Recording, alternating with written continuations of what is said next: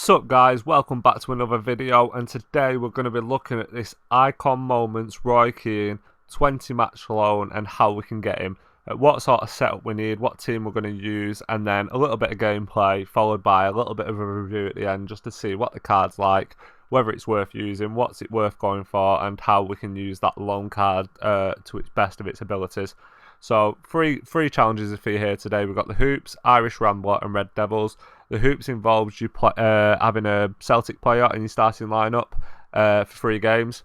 The Irish Rambler involves you winning 5 games with 3 Irish players, so that's a bit trickier. And then the Red Devils, of course, from the last video you've already seen we've done in the George Pest challenge. So if you want to see that, go back to that video, watch that, and then come back to this video. So without further ado, guys, I'm going to jump into the team, show you how I fit the 3 Irish players, the 3 United players, and the Celtic player into the squad. So let's jump into that now. So guys, this is the team we're going to be using for this challenge. I'm going to try and mix it up today and play a bit of mystery guest and a bit of foot rivals, just to make it a bit more balanced, a bit more even, and show you that you can win games with both sets of teams.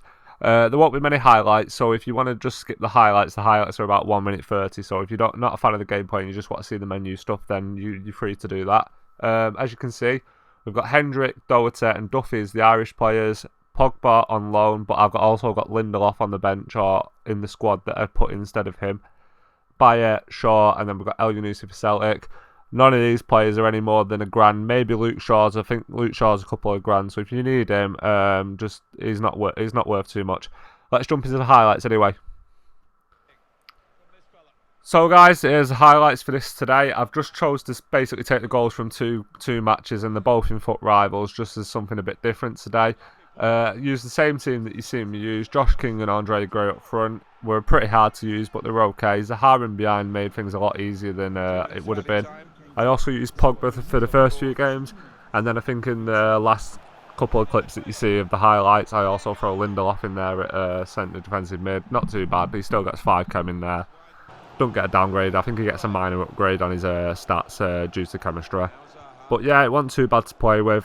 Josh King definitely helped things. I thought he was a lot better than Andre Gray. Andre Gray had been struggling to use in a few games recently, so he made a big difference, as you can see. And yeah, not too much to say other than that it was a bit sweaty because obviously I'm coming up against teams that are a lot stronger than mine. FIFA still seems to get the squad rating matchup wrong, as opposed to the skill rating matchup. The skill rating matchup's fine, you know you're playing players around your standard, but the squad rating just makes it so much harder. Trying to mark all your icons and your team of the years and stuff like that, it just makes it a lot harder with this team. It used to be in old FIFAs that you could get away with doing this, but not so much anymore. Anyway, that's it for the clips today. As I said, nice and short, and then we'll jump into reviewing this the Roy Keane card. So there you have it, just put together a nice short highlights package for you today. Didn't think it needed to be too long. That was just 2 games of the 5 that I needed to play in order to do this. Kept it nice and short for you, so hopefully you enjoyed that. Hopefully you're still with me on this video, and we're going to get into this Keane card and have a look at it. Just showing you the 3 challenges, managed to get them all done fairly easy, so let's jump into the card, open it up, see what it's like. Looking at the base stats on the card alone, I can already tell that he's just probably going to be an excellent defensive player and not too great going forward. The medium-high work rates tell us this. The 2-star skill moves also tell us this, that we're not really going to use him going forward too much. And the 3-star weak foot means he's not going to be taking any long shots with this team anytime soon. He's just going to be purely a defensive player. Jump into the new traits section, and we can see he's got the power header there. So obviously he must be great defensively and offensively in the box. Pace and shooting are okay, not great. Passing's absolutely excellent, so great for that centre of midfield. Dribbling's okay. Defending and physicals are absolutely excellent. With that being said, I'm probably still going to put an anchor or a shadow card on him if I had him permanently.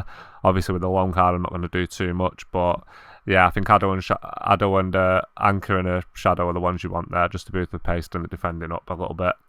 And then obviously just jumping onto his career under the icon profile, we can see the 4 clubs that he played for in his career. Started out in Ireland, then made his name at Notts Forest, moved on to United, where obviously he achieved everything he needed to achieve, and retired at Celtic. Anyway, so if you've appreciated this video and you'd like to see more, just hit that thumbs up and subscribe, and turn on the notifications if you do subscribe, and I'll catch you in the next video, guys.